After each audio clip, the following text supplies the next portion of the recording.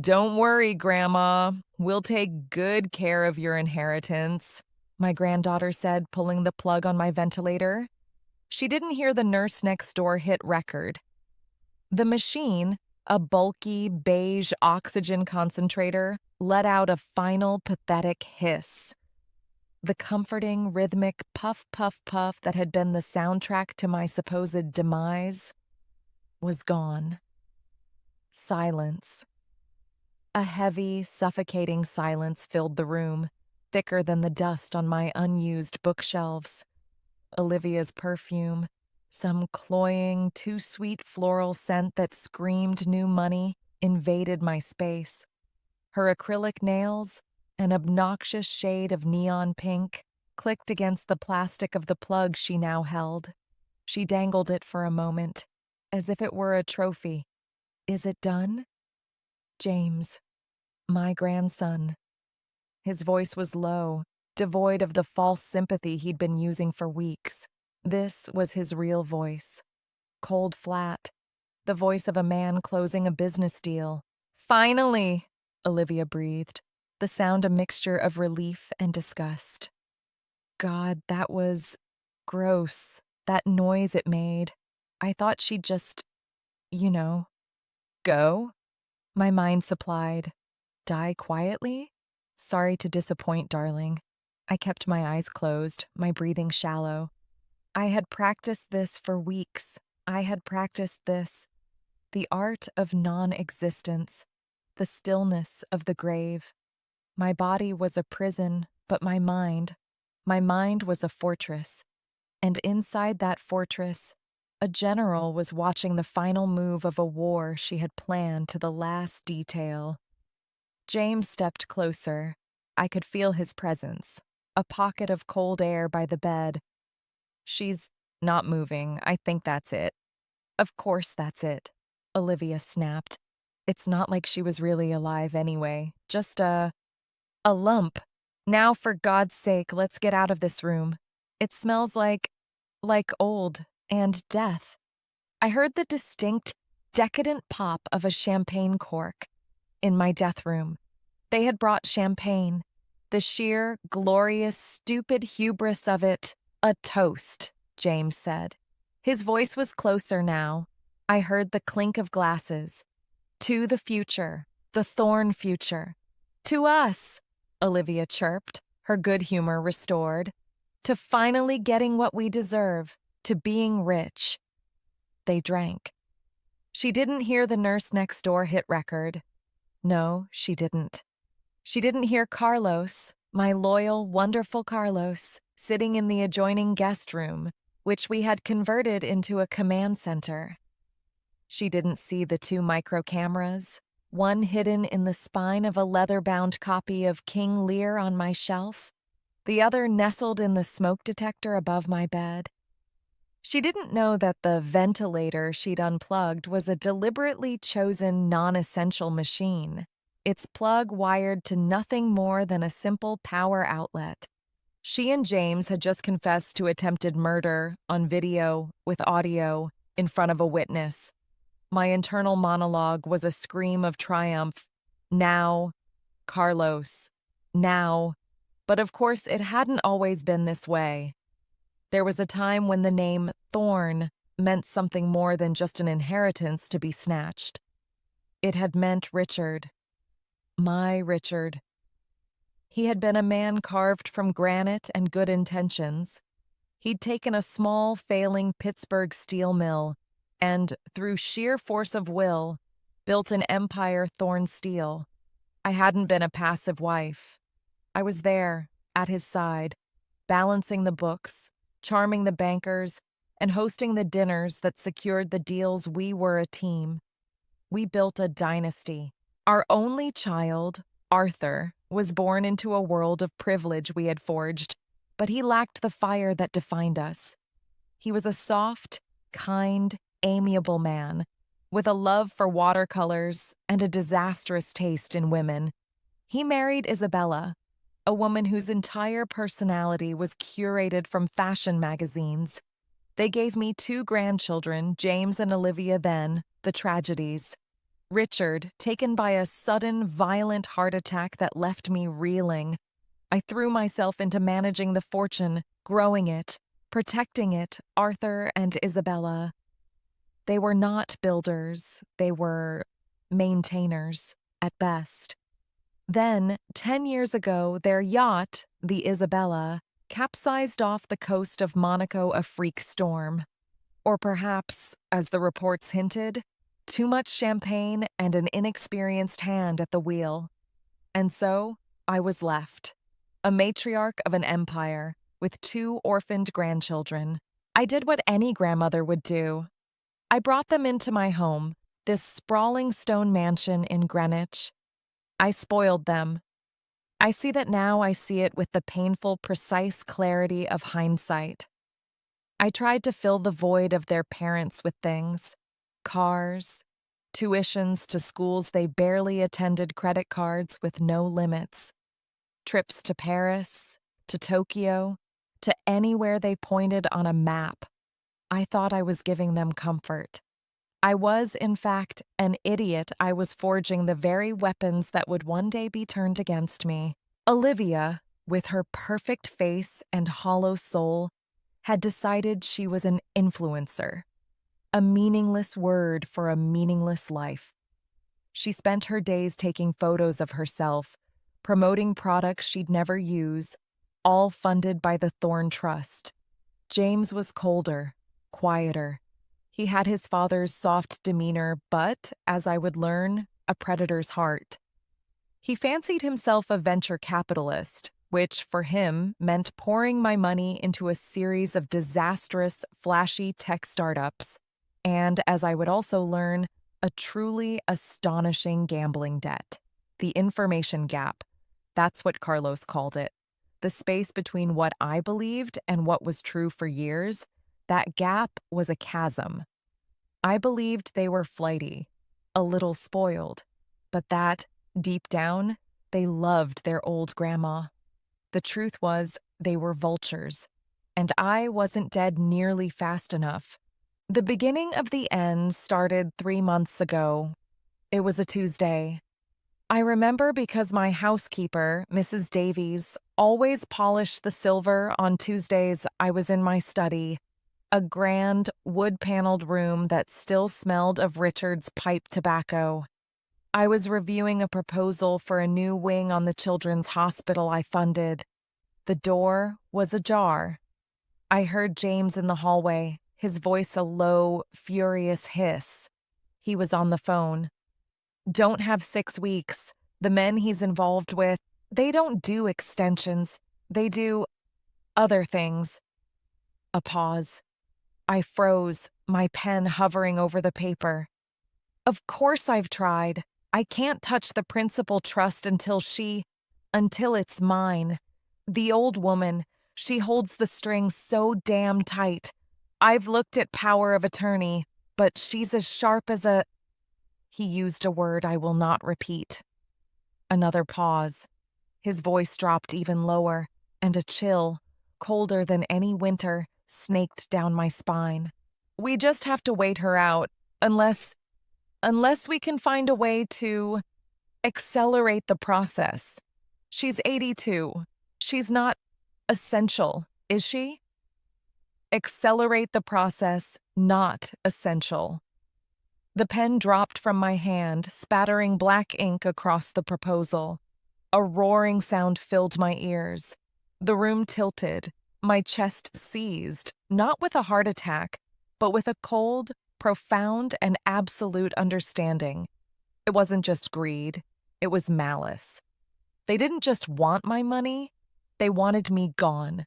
The shock, the sheer weight of that betrayal was physical. It sent a jolt through my system. I felt a tingling numbness race down my left arm, my vision blurred. I tried to stand, to call out, to confront him, but my legs, they buckled. I collapsed. It was, the doctors would later say, a TIA, a transient ischemic attack, a mini stroke. When I awoke in the hospital, the room was bright white. The first face I saw was Olivia's, her eyes wide. With what? Concern? No. I saw it before she could mask it. Annoyance. I was still here. James was at her side, his face a perfect mask of worried duty. Grandma? Oh, thank God you gave us such a scare. I tried to speak. My tongue felt thick, my lips numb, but the words were there. And more importantly, the plan was there. It arrived fully formed. A terrible, brilliant, and necessary thing I let my head loll to the side. I let a small, pathetic groan escape my lips. I looked at them, my eyes wide and unfocused, as if I no longer recognized them, and in that moment, Margaret Thorne, the steel magnate, the matriarch, the philanthropist, died. In her place, a helpless, paralyzed, speechless invalid was born, and she was going to burn them to the ground. The next day, they moved me back to the mansion. They hired a team of private nurses. "Only the best for you, Grandma," James had said, patting my immobile hand. I fired them all, one by one. I would spasm when one came near. I would refuse to eat. I would moan incessantly until they left the room. James and Olivia were frantic. They were trying to put on a good show for the doctors, for my lawyer, Mr. Abernathy. After a week of this, I allowed one nurse to stay, Carlos Rodriguez. Carlos was not like the others. He wasn't some agency nurse just collecting a paycheck. Carlos was mine. I had met him 8 years prior. He was a young orderly at the hospital where Richard had died. I was not myself, lost in grief, wandering the halls. I saw him with a dying patient, an old man with no family. Carlos was sitting by his bed, on his own time, reading poetry aloud. He was holding the man's hand. I investigated. I found he was working 2 jobs to put himself through nursing school while supporting his mother, who was ill. He was brilliant, compassionate, and drowning in debt. I paid it off. All of it, anonymously. And I set up a scholarship at his school, which he, of course, received. He was the first graduate. He tried to find his benefactor. I never let him, until I needed him. When James brought him in, a desperate last attempt, Carlos walked into my room. He had the same kind, steady eyes I remembered. He checked my vitals, his touch professional. James and Olivia hovered in the doorway. "She's difficult," Olivia whispered. "She just cries." Carlos nodded. "I'll see what I can do. Please give me some time with her." They left, visibly relieved to be away from the sick room. The door clicked shut. Carlos busied himself, checking the IV drip, straightening my blankets. He leaned in close, his voice a low murmur. "Mrs. Thorne, it's Carlos Rodriguez. I don't know if you remember me." My heart was pounding. This was the moment. This was the precipice. I kept my face slack, my eyes dull.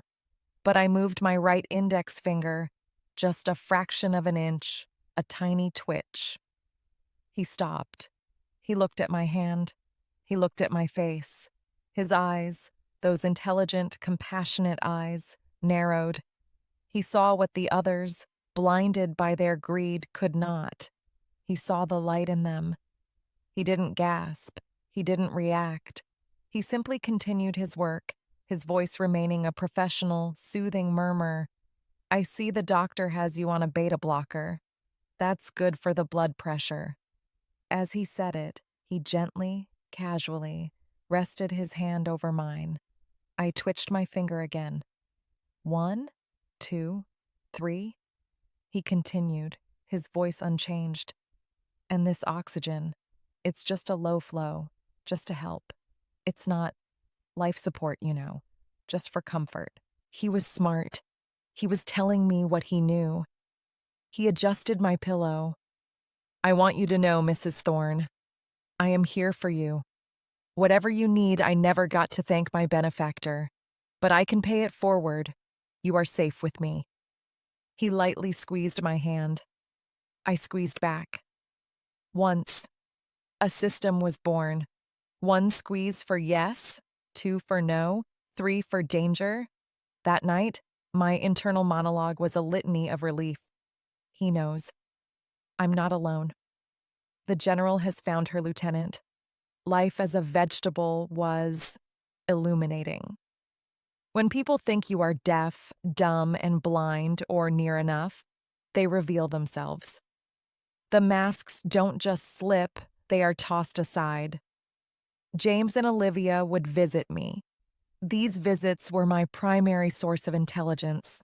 They'd sit in the expensive armchairs by the window, sipping my best whiskey, and discussing my demise. "Her vitals are unchanged," James would say, scrolling through his phone. "That nurse, Carlos, is too good. She could hang on like this for years." "Don't say that," Olivia would wail.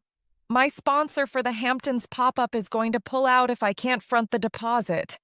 And his people—" "James, the people you owe? They called the house again." "I know," he'd snap. "I know. I'm handling it. I'm trying to get Abernathy to declare her incompetent. But the old bat's will is ironclad. Everything is locked up tight until her death to be distributed upon my passing and not a moment before," he'd recite, mimicking my voice. "It's so selfish," Olivia pouted. "She's not even using it. We are her family. It's ours. What if we moved her to a home, a cheaper one, and have Abernathy accuse us of neglect? No, we have to maintain the image, the loving, dutiful grandchildren. It's the only way. We just have to be patient." I'm sick of being patient. Sometimes Olivia would come in alone. This was worse. She would bring her laptop, editing her vapid videos. She'd talk to me, her voice a cruel, sing-song mockery. "Hi, Grandma. Still breathing? Bummer. I'm thinking of redecorating this room. All this dark wood is so depressing. I'm thinking cream and gold, very chic. Oh, and I'll have to sell this bed. It's practically a coffin." She'd lean in close, her perfect face a mask of contempt. "You just won't let go, will you? You're so stubborn. Just die already." My internal monologue during these visits was a roaring black inferno. I would mentally list every asset, every stock, every painting, and imagine it turning to ash just as her fingers were about to close around it. "Patience, Maggie," I told myself. "Patience. Your revenge will not be petty. It will be total. It will be absolute." Meanwhile, Carlos and I were plotting. Our communication system evolved. He brought in a child's alphabet board to test her cognitive responses. He told the grandchildren. At night, when they were out, which was often, he would sit with me. A, he'd point, no squeeze. B, no squeeze. It took hours, but the first message was clear: Lawyer. Abernathy. Cameras. Carlos, my brilliant, brilliant Carlos, understood. He arranged it. Mr. Abernathy, my lawyer for 40 years, a man as dry and unbending as parchment, arrived a week later. James and Olivia were there, playing the part. "Mr. Abernathy, so good of you to come. As you can see, she's not responsive." Abernathy looked at me, his face grim. "Mrs. Thorne, Margaret, can you hear me?" I stared at the ceiling. "It's as we said," James said, oozing false sympathy. "The stroke, it took her from us. We're just managing her comfort." Carlos stepped forward. "Mr. Abernathy, the doctor did suggest some new reflex tests to check for involuntary muscle responses. Perhaps you'd like to observe? James, Olivia, if you'd wait outside." It's a bit clinical. They left, eager to escape. Abernathy, Carlos, and I were alone. "What is this, Mr. Rodriguez?" Abernathy said, his voice curt. "Watch, sir," Carlos said. He took my hand. "Mrs. Thorne, Mr. Abernathy is here. Squeeze once if you can hear me." I squeezed. Abernathy's jaw dropped. It was a magnificent sight. "My God," he whispered. "Margaret, they said you were gone." Carlos and I, through a painful hour-long session of squeezes and the alphabet board, laid it all out. "They want me dead. Heard, James, accelerate process." Abernathy's face went from shock to a pale, cold fury I had only seen him use on opposing counsel. "I see," he said. "I see. And what do you wish to do, Margaret?" My message was simple. New will. Everything. To Carlos. Carlos, standing by the bed, shook his head immediately. "No, Mrs. Thorne, Maggie, I cannot accept. I am doing this because it is right. Not for this." Abernathy looked at him, a new respect in his eyes. I squeezed. "Yes, yes, yes." Carlos was adamant. "No." We were at an impasse. Abernathy finally raised a hand. "Perhaps a compromise. Margaret, you've spoken for years about your philanthropic goals, the hospital, the nursing scholarship." He looked at Carlos. "Mr. Rodriguez, what if we created a foundation, a charitable foundation in your name to be managed by a board you select, dedicated to compassionate care for the elderly and funding nursing education?" Carlos looked torn. I squeezed. Once. Hard. Abernathy nodded. "So be it. The Carlos Rodriguez Foundation for Compassionate Care will be the sole beneficiary of the Thorne estate. James and Olivia will receive." My internal monologue was colorful. Debt. Shame. Nothing. I squeezed twice. "No, no, no." Abernathy permitted himself a small, grim smile. "Ah, I see. $1 each, to show they were not forgotten, but disinherited." I squeezed once. "Yes." "Now the logistics," Abernathy said. "All business. We need a signature. You are not paralyzed, Margaret. You are, shall we say, hiding. We need to get you to my office." Carlos shook his head. "Too risky. They watch her. They have access to the security feeds, but I have an idea." The plan was set. The next day, Carlos informed James that I'd had a bad night. He'd called in a specialist, a neurologist. To consult, the specialist arrived. He was a tall man, wearing scrubs and a surgical mask. He and Carlos wheeled me to the sunroom, a glass-enclosed room at the back of the house, for better light. The specialist, of course, was Mr. Abernathy, carrying a briefcase. Carlos stood guard at the door. Abernathy laid out the documents. "Margaret," he said, "this is the new will. Read it." I sat up. Oh, the feeling. The glorious, exquisite feeling of stretching my back, of sitting up straight. My muscles were atrophied, stiff, but they worked. I read every line. It was perfect. Now, we need a notary and a witness. Carlos brought in the specialist's assistant. It was Abernathy's paralegal, who was also a notary public. I signed my name. My hand was shaky, but the signature was firm. Margaret Thorne. They signed. It was done. It was legal. It was ironclad. I laid back down.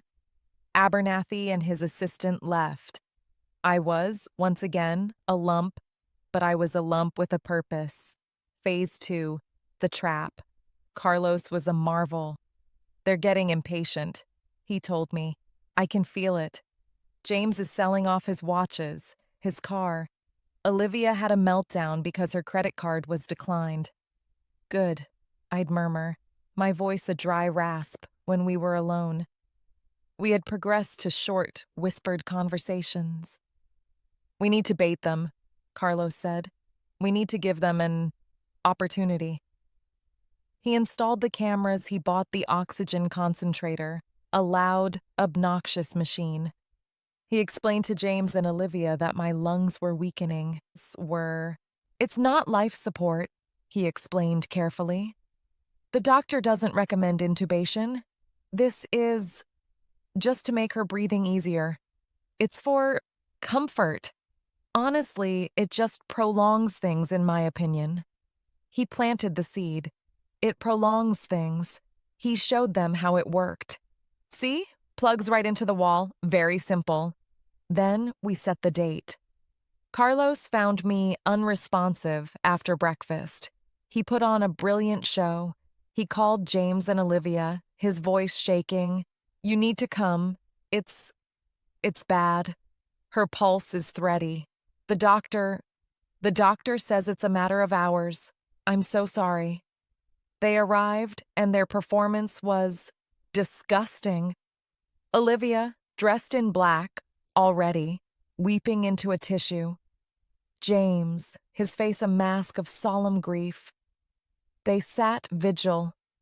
For about an hour, then they got restless. It's taking forever, Olivia whispered from the hallway. Carlos, James said, stepping back into the room.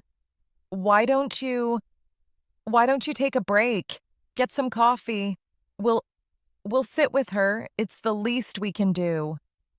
Carlos, my brilliant actor, looked exhausted. Are you sure I shouldn't leave? We insist, James said, his voice firm.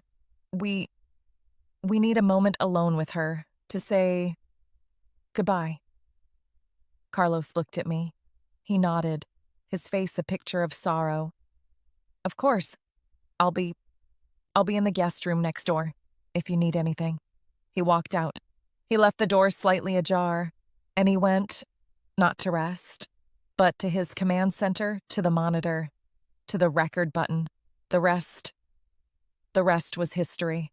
The pop of the champagne cork, to being rich, the click of their glasses, and then the sound that was music to my ears.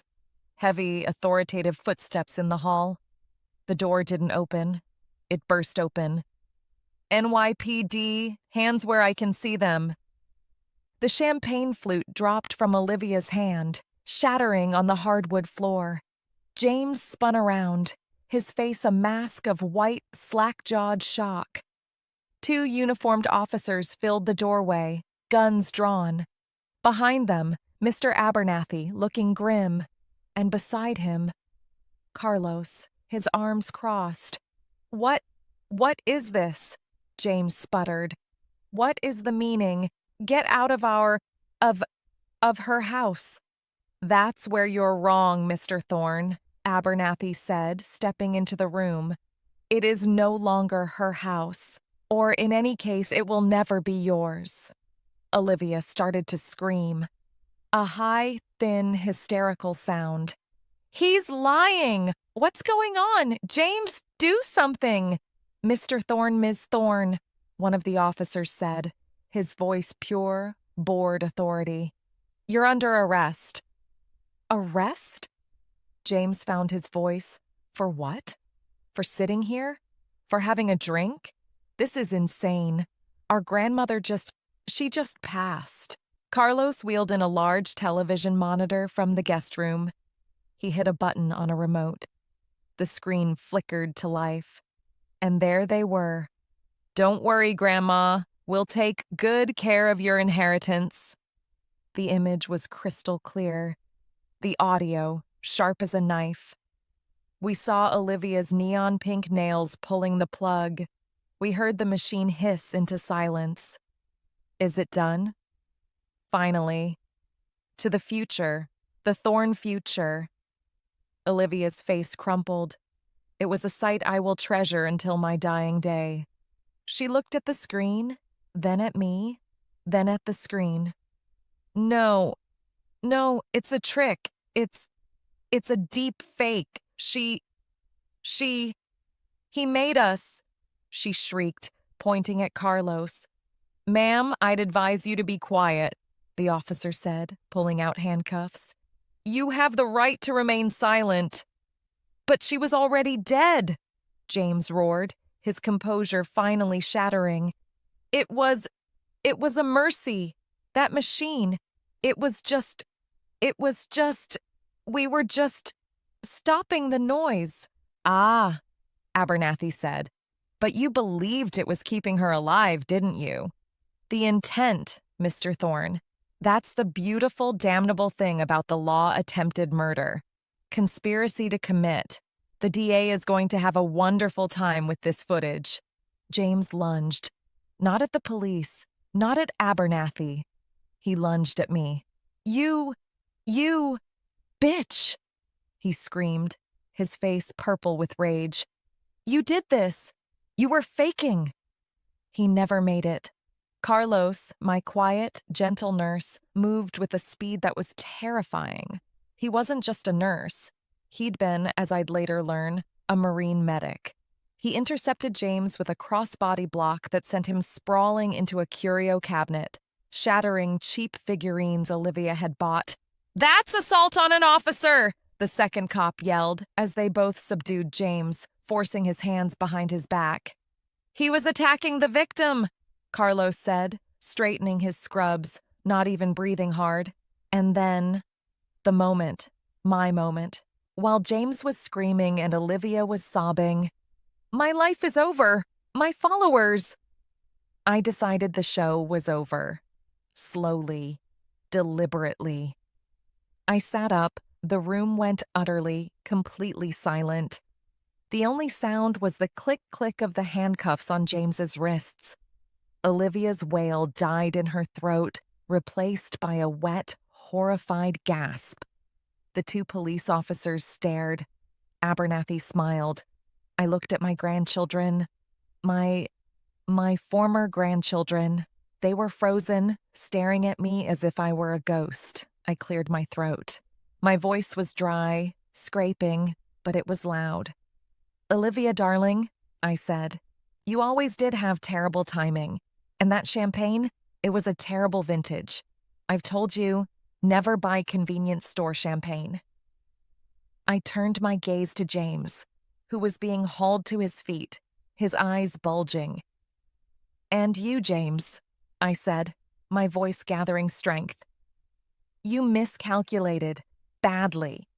You played your hand. You lost.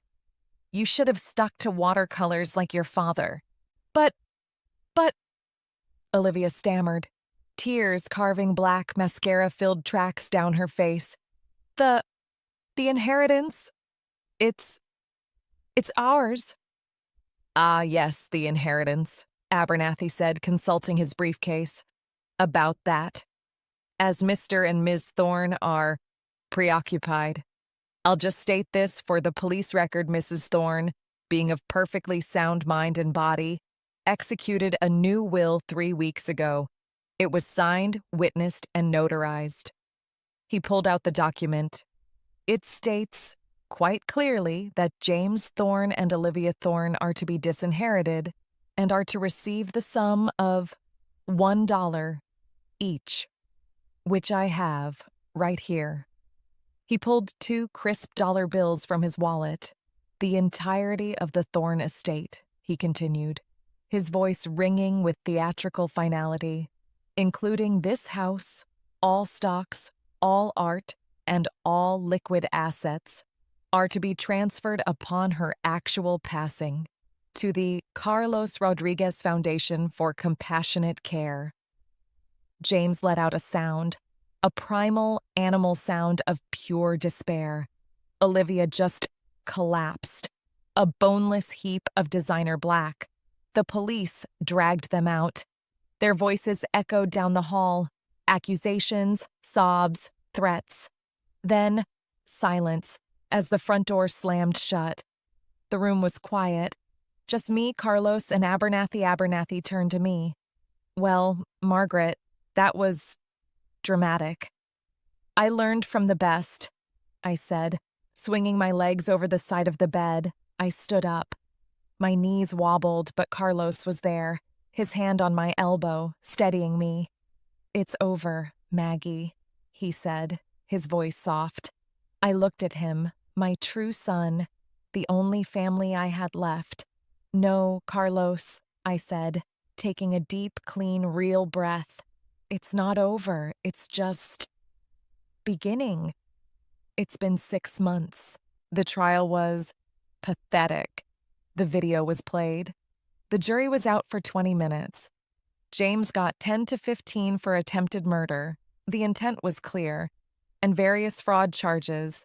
Olivia, who turned on James in a spectacular, tear-filled performance, got 5 years for conspiracy. I did not attend.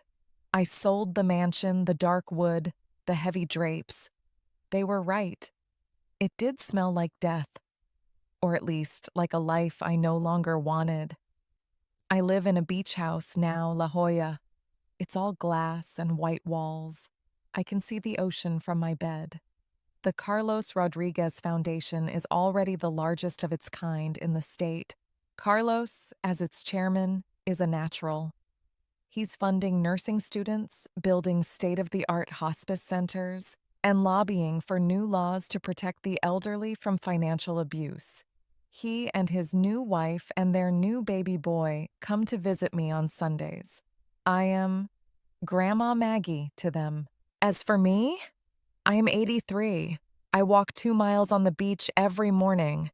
I'm learning to surf.